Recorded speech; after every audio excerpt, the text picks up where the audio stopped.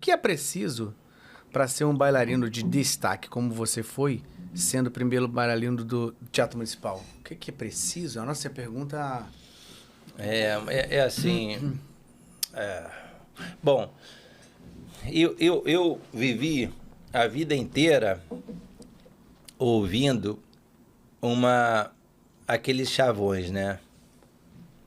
Para você ser um primeiro bailarino, tá? Você precisa ter talento e você precisa ter vocação. A gente passou a vida inteira. Você tem talento ou você tem vocação? Eu nunca sabia direito o que eu tinha, né? Você tinha uma coisa, tinha outra, não tinha nada. Não tinha vocação, que eu vivia na night. E talento mais ou menos que, pô, pinça pra caramba, não tinha alongamento nenhum, chegava tarde, cansado, era meio aquele bailarino meio Romário. O negócio é treinar, o negócio é jogar.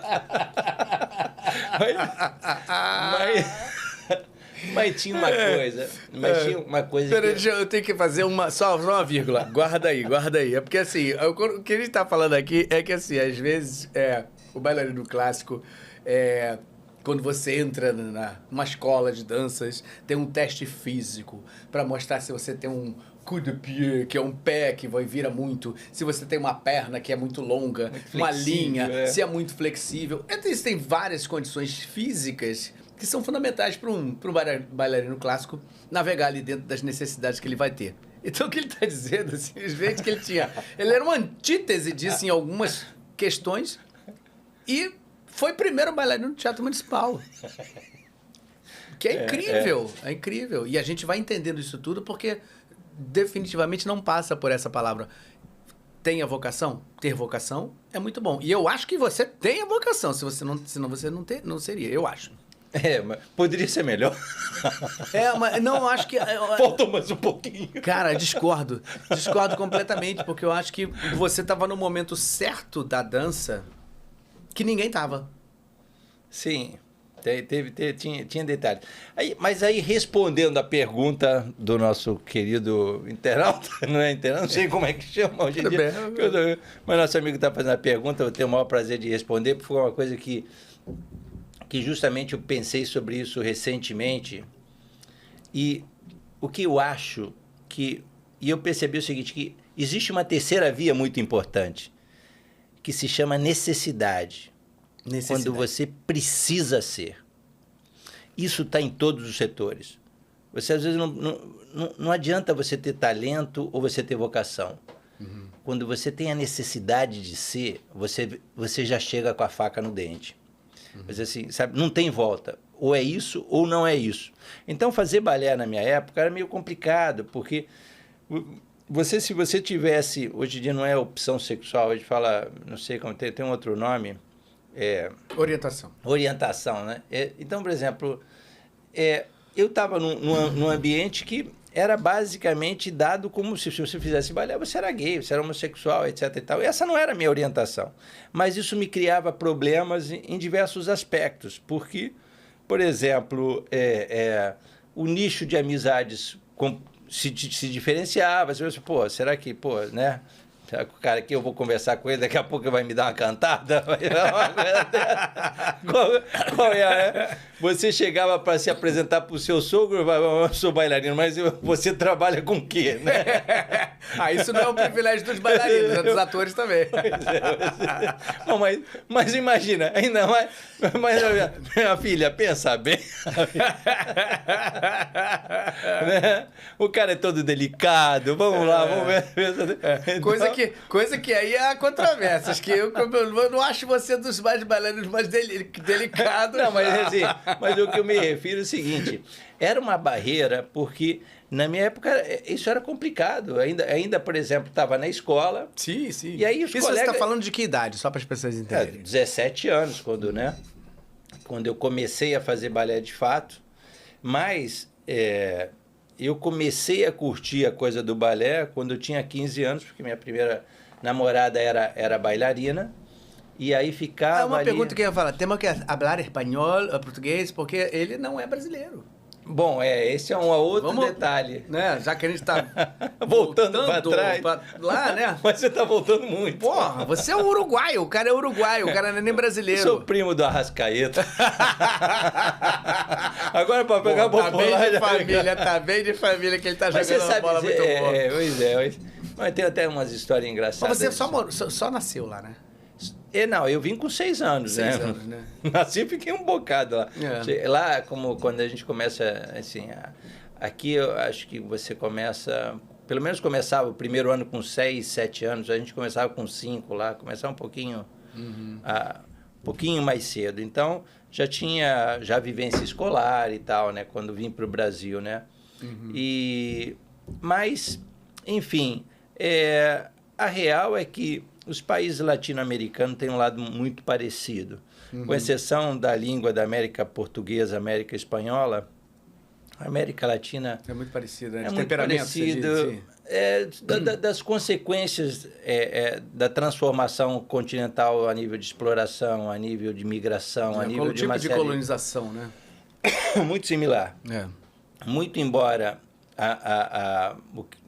a migração... do povo preto no Brasil foi infinitamente mais pesada, se a gente for pensar por esse aspecto, né? A parte da América Espanhola não teve a mesma natureza migratória, vamos dizer assim, né? Então, nesse aspecto, existiam algumas coisas tradicionais um pouco diferentes culturalmente falando, mas na essência é um povo que veio para a América para ser feliz, para se encontrar, para se relacionar. Então eu acho a América muito parecida, né? Muito mais humana de uma certa forma, né? Mas, voltando, então, aonde a gente tinha mais ou menos... Realmente, só lembrei disso porque, por curiosidade mesmo, para as pessoas saberem. Mas, enfim, você... eu vim para o Brasil em 74. Então, tinha 6 anos enfim, é um traço... Mas foi para Americana, né? Eu comecei morando no interior de São Paulo, em Americana, mas também cheguei a morar em Manaus. Você morou em Manaus? Morei em Manaus também um tempo. Caramba. Morei em Campinas. Sabia não. Então, Mas ali você não tinha nada a ver com o universo da arte? Nunca? Nem mãe, nem pai, nada? Nunca teve nada? Meu pai estudava música clássica. Ele era violonista clássico. Ele estudava música clássica. Então, a gente tinha muita coisa desde criança, de ouvir música clássica dentro de casa. Então, tinha esse universo erudito, vamos dizer assim, de curtir esse lado, né? Mas eu acho que um contato maior veio mais à frente, já na adolescência mesmo, esse contato que... Veio de onde, cara? Assim, isso é uma curiosidade mesmo que eu tenho, porque a gente nunca falou sobre isso, assim. Você veio criança pra cá, tá bom, beleza. Quando você chegou em São Paulo, ou Manaus, onde você estava, ali você continuou na sua vida escolar normalmente, tal. E você tinha essa influência, teoricamente, da música erudita do teu pai... Ouvindo música. Mas eles não viam balé, não assistiam balé? Não, porque nem tinha. No Brasil não rolava. O balé clássico era só no Rio de Janeiro. Né? Então um pouco Uruguai. Quando você era criança... Mas o Uruguai é um país muito, muito peculiar, porque, por exemplo, ele era considerado a Suíça da América, né? Era um país que tinha uma característica econômica e social... de acesso à cultura e à educação que abrangia praticamente toda a população. E se a gente parar para pensar que a metade da população vivia na capital, que é Montevidéu, e essa capital é basicamente alguns bairros do Rio de Janeiro, né, que é 1,5 milhão de pessoas, então a gente consegue imaginar que é uma coisa relativamente fácil de você... lidar ali, né? De você conseguir organizar aquela estrutura social e você ter acesso à cultura, à educação, a essas frentes todas, né? Agora, mas Quando você vê, depois você veio para o Brasil, que você começou a ter o primeiro contato com a dança, não tinha nada a ver definitivamente com seu pai nem com sua mãe. Não, mas tinha uma coisa seguinte, quando você tem um processo de migração, quando você é estrangeiro e tal, faz com que, a princípio, você se feche muito na família, né? Então, aqueles valores culturais você tenta preservar ao máximo. Então, por exemplo, a música clássica foi uma coisa que a gente carregava como se fosse um patrimônio da família, né? Então, já tinha essa coisa de curtir a música clássica, né? E como a gente era muito fechado entre os irmãos, a gente brincava entre a gente mesmo. Então, a atividade esportiva em casa também era uma coisa que a gente era para jogar bola, para jogar basquete, para jogar... Entre a gente mesmo, a gente fazia os timinhos e resolvia, né? Então, eu tinha como garoto uma coisa que curtia muito a atividade física e gostava muito da questão de música clássica. Quando eu tive essa primeira namorada, que entra aquele processo de paixão, etc. e tal, né? E ela era bailarina, começou a juntar essa coisa da atividade física com o universo da música clássica. Aquela coisa do teatro, e teatro, pai, a mãe, a música, né? Essa coisa.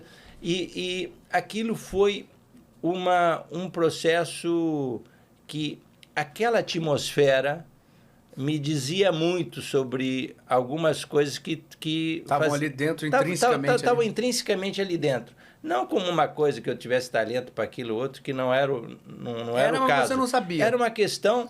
Naquela época. Era uma coisa que bate no sentido... como é que eu posso dizer assim? É quando você começa a criar afinidade com a emoção, né? Quando você permite que a emoção transite por você, né? Nessa época da adolescência. Aí eu acho que é sensibilidade, né? Quando você dá estímulo à sensibilidade, você tem prazer com a questão da emoção. Então, o esporte tem isso, porque esporte é isso, né? Você está com a faca no... Para ganhar. Aí, para quer ganhar, não sei o que, tem essa coisa da competitividade. E que tem muita emoção envolvida. Né? E aí, quando você sensibiliza essa emoção através da arte, então tinha esse foco, né? De entender essa natureza, né? Meio guerra, meio emoção ali, né? Agora,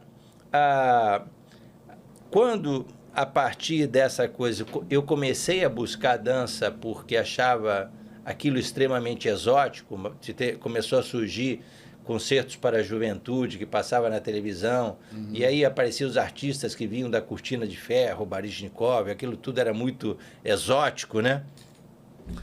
E eu achei, é um negócio que eu comecei a ficar encantado com aquele negócio todo, né?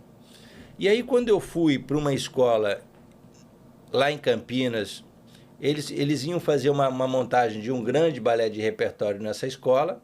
Essa escola tinha uma companhia local dentro da escola, que é uma escola gigantesca. Escola que você diz não é uma escola de dança, uma escola de dança. Uma escola de dança.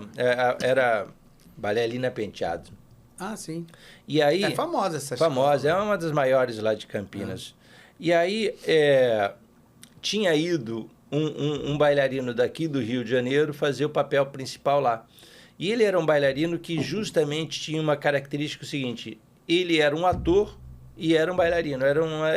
Ele era um ator que fazia alguma coisa de novela, teatro, alguma coisa assim, algumas pontas, né? Não era um ator famoso, mas fazia peças de teatro, etc. e tal. Ele participou, inclusive, daquela peça de Che Guevara, na década de 80, enfim. E ele era um bailarino que tinha participado do Balé Guaíra, que tinha feito aula com Aldo Lotufo, Tatiana Lescova, era desse universo da dança do Rio de Janeiro. E dançava muito com a Eliana Caminada, Eric Valdo, que também tinha um balé, um balé lá ai meu Deus do céu, da Marisa Estrela, lá no Meia.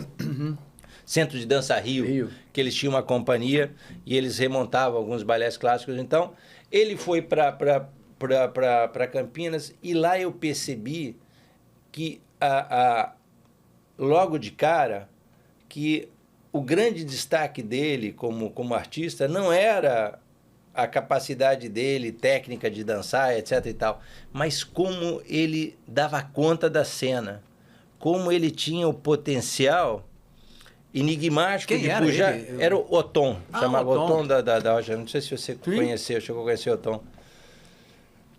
Então, ele era um cara super carismático, né? Mas que não tinha espaço dentro de uma companhia clássica porque faltava técnica, ou faltava uma série de outros pré-requisitos que eram necessários, né? E, enfim, e aí ele foi... Ele era negro? Não. Esse não. Não era negro, não. Mas, assim... Não era, não. Acho que eu lembro do Othon, mas acho que estou confundindo com outro bailarino. Mas aí ele foi fazer aquela temporada e quando... Em um determinado momento, antes conversando, ele percebeu que eu tinha facilidade para coisas de técnica, de balé clássico, etc e tal. Era garoto, que naquela época era incomum, rapaz de 16, 17 anos já está fazendo balé. Era uma coisa que as pessoas só começavam já na vida adulta, né? E aí já tinham várias dificuldades adicionais em função disso. E aí...